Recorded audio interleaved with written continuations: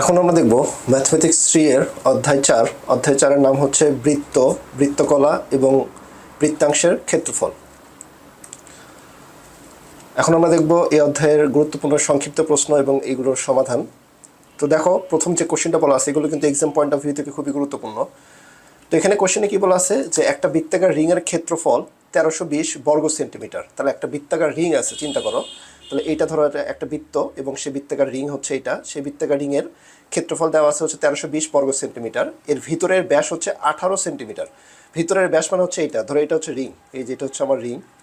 এটা আমরা মনে করো বিয়ের সময় পড়ায় না যেগুলো, সেগুলো আর কি। ধরো একটা রিং আছে, সেই রিংয়ের এই যে ভিতরের ব্যাস মানে হচ্ছে পুরোটা, এই ভিতরের ব্যাস হচ্ছে এটা, ছোটাতের আর ছোটাতের আর হচ্ছে ব্যাসার্ধ। তাহলে বড় এটা হচ্ছে আমাদের পুরোটা হচ্ছে ব্যাস আর অর্ধেক হচ্ছে ব্যাসার্ধ। এই ব্যাস দেওয়া আছে 16 সেন্টিমিটার হলে বাহিরের বৃত্তের ব্যাসার্ধ নির্ণয় করো। অর্থাৎ এই যে বাহিরের বৃত্ত যেটা আছে, এখান থেকে এখানে বাহিরের বৃত্ত তৈরি হয়েছে, বাহিরের বৃত্তের যেটা তৈরি হয়েছে সেটা বড় হাতের আটটা বের করতে বলছে। তাহলে বড় বৃত্তের যে ব্যাসার্ধ সেটা হচ্ছে বড় হাতের আর ভিতরে যে ছোট বৃত্তটা গঠিত হয়েছে সেটা হচ্ছে ছোট হাতের সেটা আমাদের বড় হাতের আটটা বের করতে বলছে। তাহলে এই কোশ্চেনগুলো আমরা কীভাবে সলভ করবো সেটা হচ্ছে যে ধরি রিংয়ের বাহিরের ব্যাসার্ধ হচ্ছে 8 সেন্টিমিটার। এই যে এটা ধরে নিব প্রথমে। এই কোশ্চেনে কিন্তু চিত্র দেওয়া থাকবে না, চিত্র তোমাকে ড্র করে পরীক্ষার খাতায় অঙ্কটা করতে হবে। তাহলে আমাদের এই রিংয়ের বাহিরের পুরো ব্যাসার্ধ হচ্ছে বড় হাতের আর, এটা আমাদের বের করতে বলছে। এখন কথা হচ্ছে ভিতরের ব্যাসার্ধ ছোট হাতের আর, সেটা আমরা জানি এখান থেকে। এখানে এখন আমরা লক্ষ্য করো যে প্রশ্ন মতে 2r সমান 16, এটি কীভাবে আসলো? যে এই যে 2r, এই যে পুরোটা হচ্ছে আমাদের ব্যাস, এই ব্যাসটা দেওয়া আছে কত? আমরা জানি কি ব্যাসার্ধের ডাবল হচ্ছে ব্যাস। তাহলে 2r, এটাও আর হলে এটাও আর, তাহলে 2r সমান হচ্ছে আমাদের 16। এই যে 2r সমান হচ্ছে 16 দেওয়া আছে, তাহলে আমাদের ছোট হাতের আটটা এখান থেকে বের করতে পারলাম। আর 2টা বেশি গুণ ছিল, বেশিগুলো ভাগ হয়ে যাবে। তাহলে 8 সেন্টিমিটার আমরা এখান থেকে ছোট হাতের আটটা পেয়ে গেলাম। ঠিক আছে, ভেরি গুড। এখন আসো যে পরবর্তীতে আমরা দেখি সেটা হচ্ছে যে রিংয়ের ক্ষেত্রফল তাহলে কতটুকু হবে। এই রিংয়ের ক্ষেত্রফলটা কতটুকু হবে? পুরাটা থেকে যদি ভিতরের ক্ষেত্রফলটা বাদ দিই, পুরা ক্ষেত্রফল থেকে যদি আমি ভিতরের অংশের ক্ষেত্রফলটা বাদ দিই, তাহলেই তো আমি রিংয়ের ক্ষেত্রফলটা পাবো। তুমি লজিক্যালি চিন্তা করো, আমার পুরার যে ক্ষেত্রফলটা আছে এখান থেকে আমি যদি এই যে ভিতরের ফাঁপা অংশটুকুর ক্ষেত্রফল বাদ দেই, ফাঁপা অংশের ক্ষেত্রফলটা বাদ দেই, তাহলে কিন্তু আমি এই রিংয়ের ক্ষেত্রফল, এই যে রিংয়ের ক্ষেত্রফলটা পেয়ে যাবো, রিংয়ের ক্ষেত্রফলটা পাবো। এটা তুমি বুঝতে পারতেছো চিত্র দেখেই। তাহলে এখন আমার যেটা করতে হবে, পুরা ক্ষেত্রফল অর্থাৎ বড় হাতের এই যে এখান থেকে পুরা ক্ষেত্রফলটা কতটুকু হবে? পাই আর স্কোয়ার। পাই আর স্কোয়ার হচ্ছে আমাদের বড় হাতের, আমাদের পুরা রিংয়ের ক্ষেত্রফল। পুরা রিংয়ের ক্ষেত্রফল কত? পাই বড় হাতের আর এর উপর স্কোয়ার। তাহলে পুরা ক্ষেত্রফল থেকে ফাঁপা অংশের ক্ষেত্রফল কতটুকু হবে? এই বৃত্তের ক্ষেত্রফল কতটুকু? ছোট হাতের আর, তাহলে পাই আর স্কোয়ার, পাই ছোট হাতের আর এর উপর স্কোয়ার। তাহলে এখন এই যে ক্ষেত্রফল, রিংয়ের ক্ষেত্রফল দেওয়া আছে কত? 1320। তাহলে এইটার সমান আমাদের ক্ষেত্রফল কত আসবে? 1320। এখন আমাদের পাই কমন নিলাম, তাহলে পাইটা কমন নিলাম, আর স্কোয়ার মাইনাস ছোট হাতের আর স্কোয়ার, আর পাইটা পাশে গুণ ছিল, পাশে আসলে ভাগ হয়ে গেল, এটা তুমি জানো। তাহলে এখান থেকে আর স্কোয়ার সমান আর স্কোয়ার মাইনাস এই ছোট হাতের আর সমান হচ্ছে 8 উপর স্কোয়ার। এটা সমান 1320 divided by 1320 into 7 divided by 22। এটা পায়ের ভ্যালু তুমি 3.1416 বসে দিবা, 7/22 না বসালেও হবে। তাহলে এক্ষেত্রে আমাদের সরাসরি এটা কত আসলো? 420। তাহলে এখান থেকে আর স্কোয়ার সমান আসবে কত? আর স্কোয়ার সমান হচ্ছে এই 8 স্কোয়ারটা এবার মাইনাস ছিল, এবার আসলে প্লাস হয়ে গেল। তাহলে জাস্ট ক্যালকুলেশন করে আমরা আর এর ভ্যালুটা রুট করলে পাবো হচ্ছে 22 সেন্টিমিটার। ঠিক আছে, তাহলে এইভাবে আমাদের কি করতে হবে? এই বাহিরের বৃত্তের ব্যাসার্ধটা আমরা পেয়ে যাব, বাহিরের বৃত্তের ব্যাসার্ধটা পেয়ে যাব। ঠিক আছে, ইজি আছে, বেশি কঠিন নাই। এখন আসো পরবর্তীতে আরেকটা ম্যাথ দেখো, যে একটা বৃত্তের ক্ষেত্রফল একটি বর্গের ক্ষেত্রফলের সমান। তাহলে একটা বৃত্ত আছে যেটার ক্ষেত্রফলটা কার ক্ষেত্রফলের সমান হবে? বর্গের যে ক্ষেত্রফল সেটার সমান হবে। বলছে এদের পরিসীমার অনুপাত বের করো। পরিসীমা আগে নির্ণয় করতে হবে, তারপর দুটার অনুপাত মানে কি? ইস্টু মানে ভাগফল, সেটা বের করতে বলছে। দুইটার ইস্টু আকারে দেখাতে হবে। তাহলে প্রথমে ধরি আমরা বৃত্তের বাহিরের ব্যাসার্ধ হচ্ছে আর একক এবং বর্গের বাহুর দৈর্ঘ্য হচ্ছে এ একক। কারণ এখানে বৃত্তের ক্ষেত্রফল বের করতে গেলে ব্যাসার্ধ লাগবে এবং বাহু লাগবে হচ্ছে বর্গক্ষেত্রের ক্ষেত্রফল বের করার জন্য। তারপর এই দুইটার রেশিও সমান করে, অর্থাৎ এই দুইটার সমান সমান ক্ষেত্রফল করে আমাদের পরিসীমাটা বের করতে হবে। তারপর দুইটার অনুপাতটা করতে হবে। তাহলে এখন আমাদের কি করতে হবে? প্রশ্ন মতে দেখো, এই যে ক্ষেত্রফল, এই যে বর্গক্ষেত্রের ক্ষেত্রফলের সূত্র কি? এ ইন্টু এ, বাহু গুণন বাহু, তার মানে কত? এ স্কোয়ার। আর আমাদের বৃত্তের ক্ষেত্রফল কি? পায়ের স্কোয়ার, যেহেতু ব্যাসার্ধ ধরে নিছি আর। এই দুইটা ক্ষেত্রফল সমান, দুটা ক্ষেত্রফল সমান করে নিছি। সমান করার পরে দেখো, লক্ষ্য করো, আমাদের এ সমান কত হবে? এ সমান আমি একটু করে দিই তোমাকে। এ সমান আসবে হচ্ছে রুট ওভার পাই আর স্কোয়ার। তাহলে স্কোয়ার রুট চলে গেল, তাহলে রুট ওভার পাই ইন্টু আর। তাহলে এটাই আছে, রুট ওভার পাই ইন্টু আর। তাহলে এ সমান আমরা পেয়ে গেলাম এখান থেকে। এখন এই যে পরিসীমাটা লক্ষ্য করো, পরিসীমার অনুপাতটা আমরা একটু লক্ষ্য করো। তাহলে বৃত্তের পরিসীমা আর বর্গের পরিসীমাটা আমাদের কি সমান সমান। তাহলে বৃত্তের পরিসীমা আমরা জানি 2πr, আর এই দুটার অনুপাত বের করতে পারছি, তাহলে ইস টু। বর্গের পরিসীমা আসবে হচ্ছে আমাদের 4a। কীভাবে আসলো?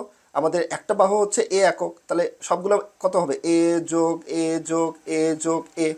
4টা বাহু আছে, তাহলে 4টা বাহু যোগ করলে বর্গক্ষেত্র, এই যে বর্গক্ষেত্র হচ্ছে এটা, এর পরিসীমা যদি এটা যদি এ হয়, বর্গক্ষেত্রে 4টা বাহু সমান সবগুলোই এ, তাহলে পরিসীমা কতটুকু হবে? এ যোগ এ যোগ এ যোগ এ, তাহলে 4টা বাহু যোগ করলে পরিসীমা 4a। তাহলে পরিসীমা এত ইস্টু আমরা করে নিলাম। এখন আমাদের কি করতে হবে? এই 2πr এই অনুপাতটা কতটুকু হবে? এই 4 ইন্টু, আর এর ভ্যালু হচ্ছে আর √π, এই যে আর √π এখানে বসাই দিলাম। তারপরে ক্যালকুলেশন করো, এখান থেকে আমাদের এটা কাটাকাটি করলে 2 × 2 = 4, আর এখান থেকে আমাদের থাকতেছে কি আর চলে যাবে, তাহলে এখান থেকে থাকতেছে হচ্ছে পাই, আর এ পাশ থেকে হচ্ছে √π। আমরা এখানে থাকতেছে হচ্ছে পাই ইস টু 2√π। এটাকে আমরা একটু ক্যালকুলেশন করে দেখাই তোমাক, তাহলে একটু বুঝতে তোমার সুবিধা হবে। পাইকে আমরা কি লিখতে পারি? পাইকে আমরা লিখতে পারি √π ইস টু √π। কারণ পাইকে আমরা √π ইন্টু √π আকারে লিখতে পারি, কারণ এইটা গুণ করলে √π এর উপর স্কোয়ার। এই দেখো, এই দুইটা গুণ করলে কত হবে? √π এর উপরে স্কোয়ার। এখন √π এর উপর যদি স্কোয়ার করো, তাহলে স্কোয়ার রুট চলে গেলে শুধু থাকতেছে হচ্ছে পাই। তাহলে পাইকে আমরা √π ইন্টু √π আকারে লিখতে পারি। এইটা ইস টু 2√π। তাহলে এখান থেকে পাই চলে গেল, তাহলে 2√π, 2 ইস টু √π আমাদের থাকতেছে। ঠিক আছে, তাহলে জাস্ট ক্যালকুলেশন করলে আমরা এটা ফাইনাল অ্যান্সার পেয়ে যাব। এখন আমরা আরেকটা গুরুত্বপূর্ণ প্রশ্ন দেখব। তো প্রশ্নে কি বলা আছে দেখো, যে 28 সেন্টিমিটার ব্যাস বিশিষ্ট একটা বৃত্তের পরিধি যদি বর্গক্ষেত্রের পরিসীমার সমান হয়, তবে উক্ত বর্গক্ষেত্রের কর্ণের দৈর্ঘ্য নির্ণয় করতে বলছে। তাহলে এখানে একটা কন্ডিশন দেওয়া আছে, সেই কন্ডিশন অ্যাপ্লাই করে আমাদের বর্গক্ষেত্রের কর্ণের দৈর্ঘ্যটা বের করতে বলছে। তো সর্বপ্রথম তোমাকে কি করতে হবে? বৃত্তের যে ব্যাস সেটা আগে প্রথমে ধরে নাও, সেটা হচ্ছে 28 সেন্টিমিটার, সেটা হচ্ছে ছোট হাতের ডি সমান ধরে নিলাম বৃত্তের ব্যাস। এখন বৃত্তের পরিধি সমান কত জানো? বৃত্তের পরিধি সমান জানো হচ্ছে 2πr, আর যদি ব্যাসতে নাও তাহলে 2r সমান হচ্ছে ডি, তাহলে পাই ইন্টু ডি। তাহলে পরিধি 2πr অথবা পাই ইন্টু ডি একই জিনিস। ঠিক আছে, বৃত্তের পরিধি, এই যে বৃত্ত যেটা আছে, এই পরিধি মানে কত? এই যে এই অংশটুকু, এইটাকে যদি আমি লম্বি কেটে একটা কেচি দিয়ে কেটে লম্বা সুতা করি, সেই সুতার যে দৈর্ঘ্যটুকু আসবে সেটা হচ্ছে 2πr, সেটাই হচ্ছে বৃত্তের পরিধি। এটাকে আবার রিং করলে, এটাকে আবার বৃত্ত আকারে করলে এরকম বৃত্ত তৈরি হবে।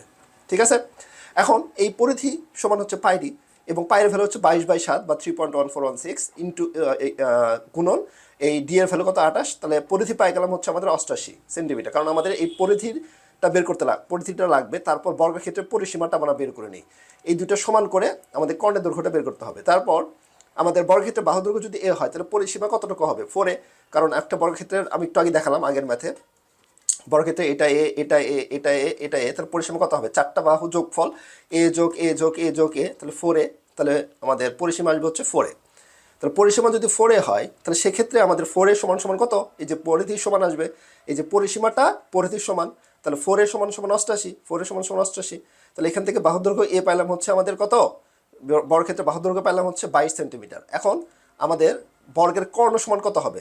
a ইন্টু √2, এটা আমাদের ফর্মুলা, এটা মুখস্থ করতে হবে তোমাকে, খাতায় নোট ডাউন করে নাও যে এই যে বর্গের যে কর্ণটা আছে, কর্ণ সূত্র হচ্ছে a ইন্টু √2, অর্থাৎ বাহুর সাথে √2 গুণ করলে আমরা বর্গের কর্ণ পাই। তাহলে বাহু হচ্ছে 22 আর √2 গুণ করে দিলাম, এটাই হচ্ছে ফাইনাল আমাদের অ্যান্সার। খুবই সহজ ম্যাথ, ইজি।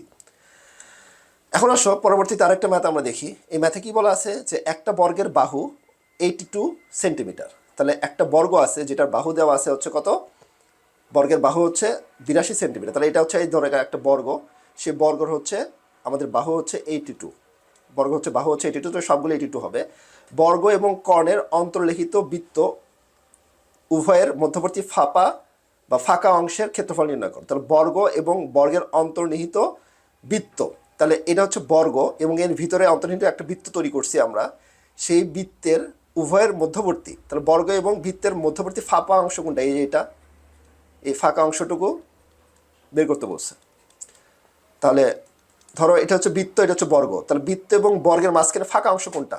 এইটা, এই ফাঁকা অংশটুকু আমাদের বের করতে বলছে। তাহলে বর্গ এবং বৃত্তের অন্তর্লিখিত বৃত্ত তাহলে বর্গ এবং বর্গের অন্তর্লিখিত বৃত্ত, তাহলে বর্গের মধ্যে যে বৃত্তটা আছে উভয়ের মধ্যবর্তী ফাঁকা অংশের ক্ষেত্রফলটা এখন আমরা চলো বের করে নিই।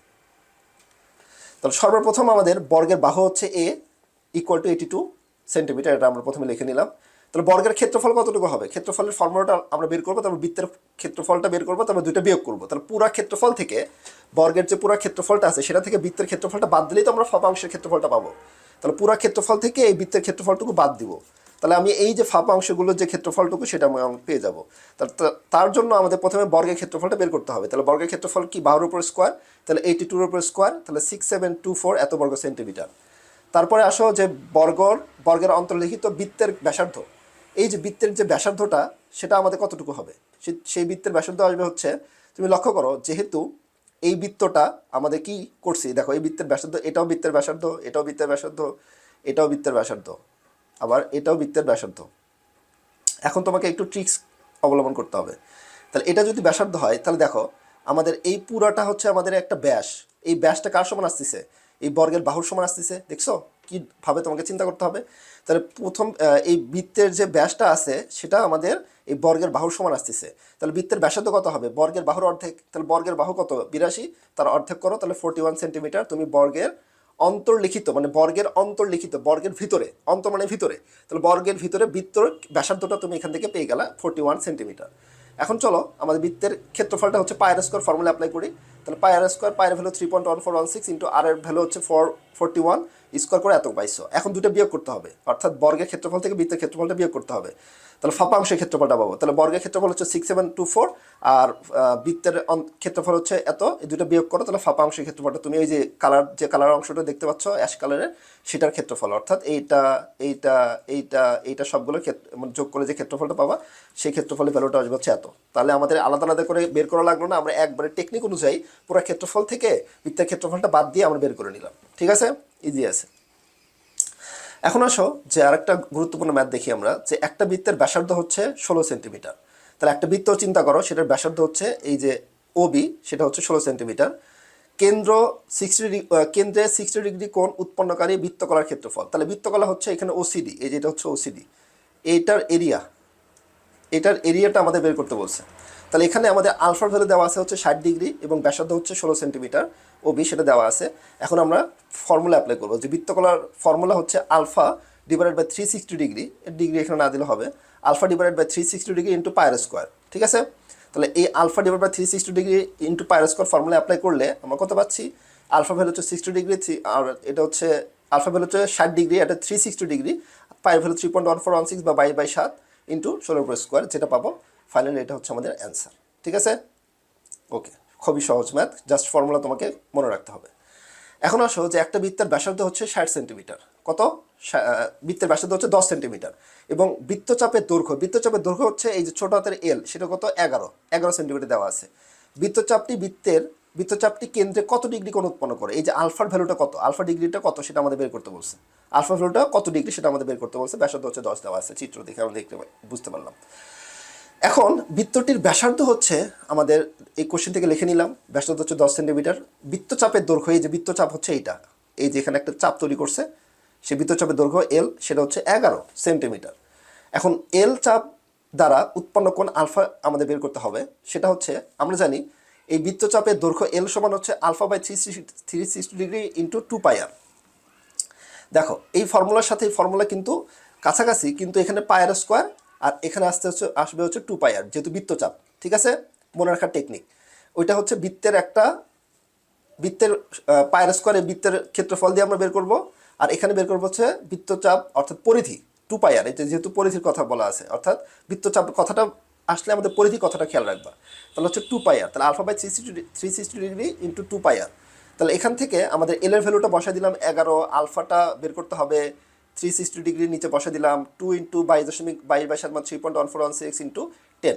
এখান থেকে আড়াআড়ি গুণ করে কিন্তু তুমি আলফা ভ্যালুটা বের করে নিতে পারবে, আড়াআড়ি গুণ করবা, তারপর আলফা ভ্যালুটা আমাদের 63 ডিগ্রি এত চলে আসবে। ঠিক আছে, এখন এই ম্যাথগুলো তোমাদের বাসায় প্র্যাকটিস করতে হবে, এই ম্যাথগুলো বাসায় ভালোভাবে প্র্যাকটিস করবা, তাহলে এক্সামের জন্য একটা ভালো প্রিপারেশন হয়ে যাবে।